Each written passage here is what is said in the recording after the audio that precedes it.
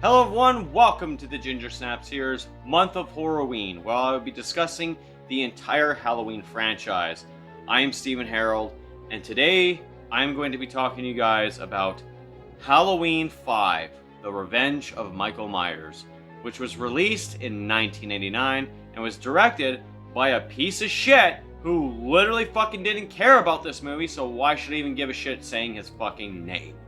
After the success of Halloween 4, they rushed into production for Halloween 5 to get it out into theaters next Halloween, and it fucking shows. This movie was made with what, a few $1 million and barely even grossed half of it. This movie is widely regarded as one of the worst in the franchise. What do I personally think of it? I mean, you can get my tone real quick, but what do I have to say about the movie after watching it? Well, let's have a look at it, shall we? This is my review for Halloween 5. Right off the bat, the story is, a rinse and repeat kind of story as from the last one, except minus the whole Jamie Lloyd stabbing her mom and then being the killer in the next movie. No, they fucking sidestepped that one. It's now explained that Michael's evil transferred into her, but only minimum, I guess, and she has now lost the ability to speak. Michael, again, like I said, had started resting for a whole entire year and was being healthed back to life from this fucking mountain man hermit, and then sets his sights to destroy his niece again. And of course, Dr. Loomis is not giving a fuck at this fucking rate. He's doing whatever he can to make sure he gets the scoop on Michael, to fucking know what his next move is. He uses Jamie to find out more about him and just try to stop him. It's a lazy story. I don't know if the writer decided he had to rush into this. You could tell it was rushed. It was a rushed fucking script. But with this fucking movie, with the writing it had and the direction it was going, a lot of problems happened, and the story is one of the most forgettable. This movie has practically no story, or a very incomplete story, and it suffers for it. Jamie Lloyd, of course, is played once again by Danielle Harris, and her performance in this movie, still decent enough as it is, except for one fucking problem. They decided to not have her talk through 75% of the fucking movie, and she's in this children's hospital throughout the whole fucking time. Sound familiar, Jamie? With her performance, she tries as hard as she can. And when she finally does talk, it gets better. Her performance becomes even better. But that it's just the whole 75% of her not talking throughout the whole entire fucking movie and having a telekinetic link with Michael just kind of kills it real quick. But thank God they made her speak in this fucking movie, because if they didn't do that, this movie would have been doomed right off the get-go. Again, Dr. Loomis is played by Donald Pleasance, and like I said in the very earlier in this fucking video, he is not fucking taking shit anymore. He is pretty much threatening kids right now at this rate. Like, he fucking shoves a tray out of his way just to get Jamie to fucking tell him what he knows or what she knows. Fucking, he has no filter in this movie whatsoever. And he is just sick and tired of the fact that all these people are not listening to him. And Jamie's not telling him anything. Like, not even writing shit down. He wants to put a stop to fucking Michael Myers for good, but he doesn't know how when no one's fucking telling him anything.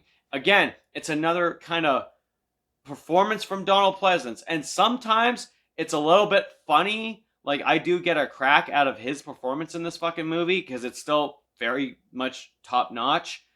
But it's one of the weaker performances, to say the least.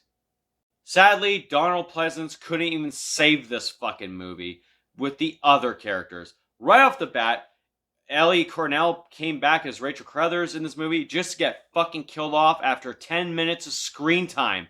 I don't know what the whole story was. I don't know if it was a contract dispute. But I'm actually starting to think it had something to do with this piece of shit director. He obviously didn't like the fact that Ellie Cornell did not like how she was dead in the script, and how she gets it in the script, so they wanted to change it. And I'm starting to think the director fancied someone else in this fucking movie, because she dies real fucking quick. And guess who replaces her as the lead heroine of the movie? Yeah, there's Jamie Lloyd, played by Daniel Harris, but she's not quite the lead, is she? No. You don't really focus so much on her. You focus a lot on, quite possibly, one of the worst fucking characters in the franchise, Tina. This bumbling fucking bitch who I cannot fucking stand. I know a lot of people fucking love her for some fucked up reason. She is one of the most annoyingest characters in the franchise. And you know what also doesn't help? Her cast of friends. Her fucking other friend who's a virgin. Wow, nice character trait. Good job. She's fucking boring. Her boyfriend, his laugh is fucking annoying. Spitz is a fucking nothing character. And also we got another Michael in this movie, but it's this guy who fucking loves his goddamn car so damn much. And it's just a punk ass, whatever. The characters in this fucking movie that worked in the first one, even Ben Meeker, who I fucking forgot to even talk about in Halloween 4, he did a phenomenal job in Halloween 4, and he is sidestepped in this film with, get this, replacements who get clown fucking music. These two bumbling fucking buddy cops who literally just make this movie more of a fucking joke. I'm serious. It's more of a fucking joke in this fucking film. And I know you guys know which ones I'm talking about. It's the dumb cops who, you know, fucking just show up to help Rachel fucking find her dog. They are, like, how is it that Rachel, Jamie, and fucking Ben Meeker got sidestepped and pushed to the side for these uninteresting, boring, bland, fucking terrible characters with horrible dialogue and people who can't seem to fucking act? There's not much to say about the deaths either. There's only maybe one good fucking death, and that's when Michael gets the fucking gardening hook thing through his fucking head. Like, that's the only good death. I mean, fuck, man. Like, if everyone sits there and talks about the mowing sigh, how that girl gets it, it's like, you don't even see the aftermath. You just don't. Oh my god, the deaths are just absolutely fucking atrocious in this fucking movie. Like, what a double down after 4. But of course, let's talk about the big focal point in this movie, Michael Myers. This time played by Don Shanks. Now, Don Shanks, he's a very imposing guy. He's physically fit. He looks like he could do a good Michael. But whatever they did with this movie, they did some fucking dirty to Michael in this film. When I get to my problems, I'll be spending more time on that. But there's a lot with Michael that just makes no fucking sense. The fact that, you know, he got shot up and everything and rests for a fucking year. Like, did he ever get fed? Did he drink? Did he shit? Did he piss? I don't know, but I think he's pretty much dead at this rate. But then again, he was in a coma for fucking 10 years.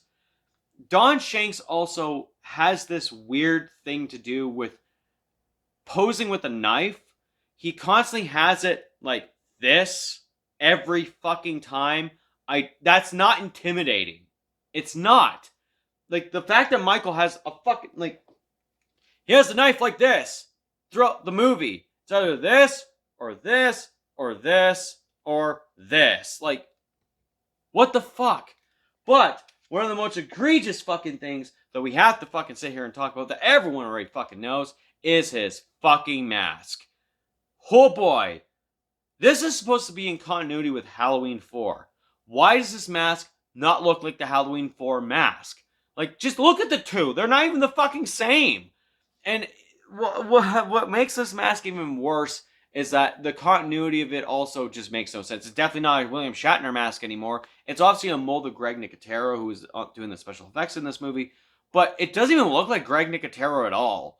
Now, what's the one thing that we all know about this fucking mask that really fucking makes it more atrocious? The fact that he's not even tucking it in. That collar is not up. The mask is just hanging loose. It insinuates all the problems with this mask. This mask is bottom tier level for the fucking franchise.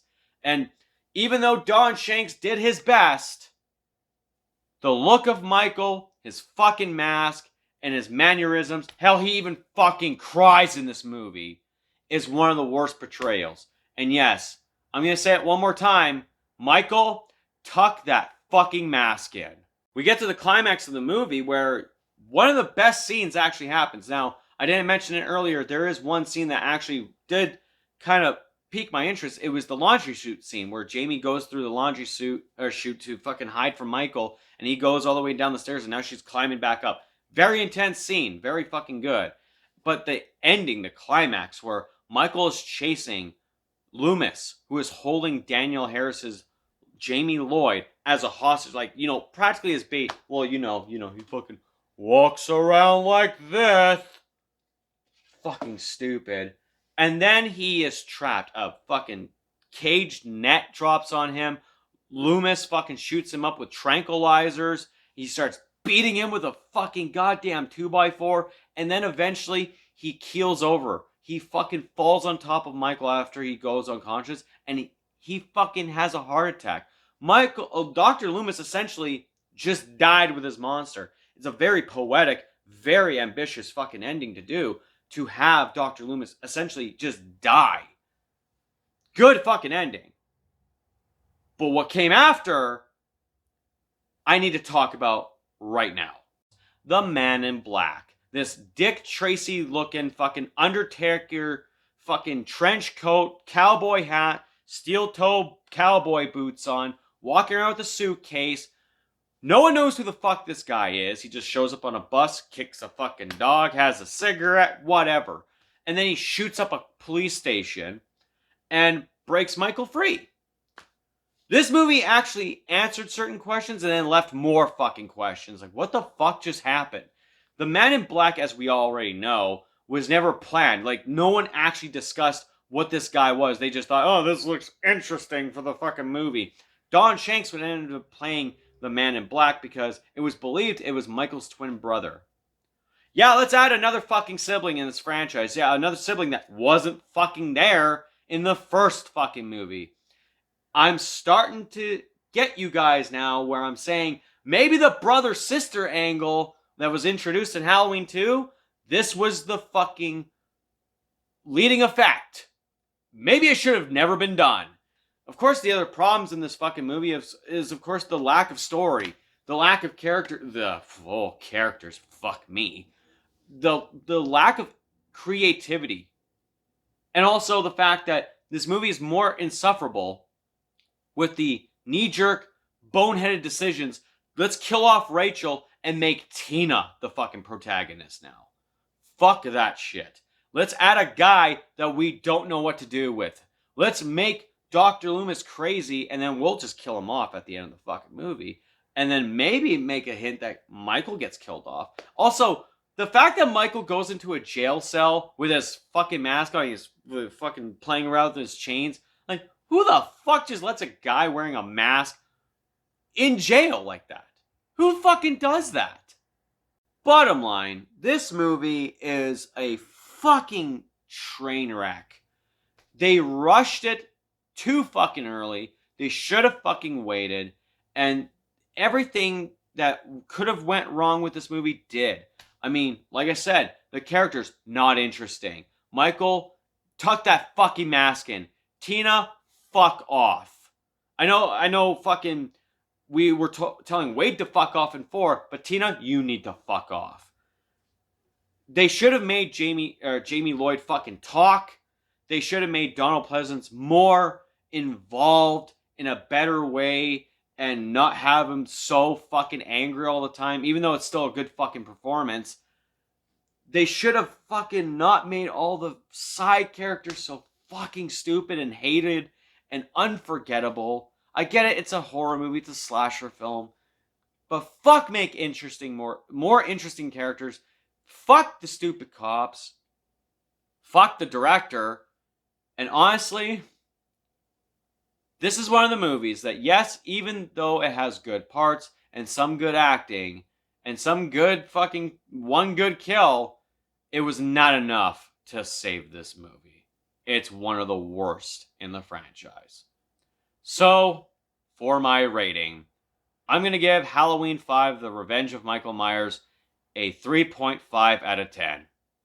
So guys, tell me, what do you think of Halloween 5? Do you think it's a heaping pile of shit that could have been done better with more of a wait time to actually develop a script? Or, you know, do you somewhat like it? Let me know in the comments down below. If you like this video, make sure you hit that thumbs up. Also, subscribe for more content. Also, make sure you hit that bell notification so you get notified about all the other videos coming out this month.